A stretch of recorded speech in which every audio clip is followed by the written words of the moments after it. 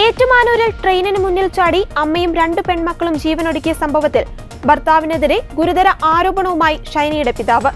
ബന്ധുക്കളുടെ മുന്നിൽ വെച്ചുപോലും അതിക്രൂരമായി ഷൈനിയെ ഭർത്താവ് നോബി മർദ്ദിച്ചിരുന്നു. നേരത്തെ നൽകിയ പരാതിയിൽ പോലീസ് കേസെടുക്കുവാൻ വൈകിയെന്നും പിതാവ് കുര്യാക്കോസ് ആരോപിച്ചു. ഭർത്താവ് നോബി കല്യാണം കഴിഞ്ഞ അന്നു മുതൽ ഷൈനിയെ ക്രൂരമായി മർദ്ദിച്ചിരുന്നു. ഷൈനി ഇക്കാര്യം വീട്ടിലും സൂചിപ്പിച്ചിരുന്നു. വിവാഹമോചന കേസിൽ ഹാജരാകുവാൻ നോബി തയ്യാറാകാത്തത് ഷൈനിയെ സമ്മർദ്ദത്തിലാക്കിയെന്നും പിതാവ് പറയുന്നു. പലതവണ നോട്ടീസ് നൽകിയിട്ടും വാങ്ങിയില്ല.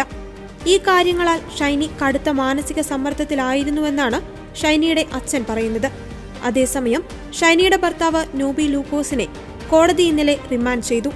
അതേസമയം വീടിന്റെ ഗേറ്റ് പൂട്ടി ഷൈനി മക്കളുമായി റെയിൽവേ ട്രാക്കിലേക്ക് നടന്നുപോകുന്ന CCTV ദൃശ്യങ്ങൾ പുറത്തു വന്നിട്ടുണ്ട്. വൈദികനായ ഷൈനിയുടെ ഭർതൃ സഹോദരനെതിരെയും ആരോപണങ്ങൾ ഉയരുന്നുണ്ട്. വിദേശത്തുള്ള വൈദികനായി പോലീസ് കൂടുതൽ അന്വേഷണം നടത്തിവരികയാണ്.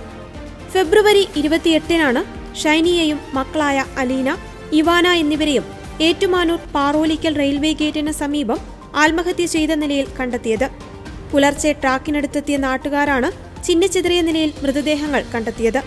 കുട്ടികളെയും കൊണ്ട് ഷൈനി ആത്മഹത്യ ചെയ്യുകയായിരുന്നുവെന്ന് പോലീസ് സ്ഥിരീകരിച്ചു. കടുത്ത മാനസിക സമ്മർദ്ദം അനുഭവിച്ചിരുന്നുവെന്ന് വ്യക്തമാക്കുന്ന ഷൈനിയുടെ ശബ്ദ സന്ദേശം നേരത്തെ പുറത്തു വന്നിരുന്നു. പലതവണ ശ്രമിച്ചിട്ടും ജോലി കിട്ടാത്തതും അസ്വസ്ഥതയാക്കിയതായി ശബ്ദ സന്ദേശത്തിൽ വ്യക്തമാകുന്നു. മരിക്കുന്നതിന് മുൻപ് ഷൈനി സുഹൃത്തിനയച്ച സന്ദേശത്തിലാണ് സങ്കടങ്ങൾ തുറന്നു പറഞ്ഞത്. ഒരുപാട് അന്വേഷിച്ചിട്ടും നാട്ടിൽ ജോലി കിട്ടുന്നില്ല. മക്കളെ ഹോസ്റ്റലിൽ നിർത്തിയിട്ട് എവിടെയെങ്കിലും ജോലിക്ക് പോകണം. വിവാഹമോചനത്തിന് ഭർത്താവ് സഹകരിക്കുന്നില്ല തുടങ്ങിയ കാര്യങ്ങളും ഷൈനി ശബ്ദ സന്ദേശത്തിൽ പറഞ്ഞിരുന്നു.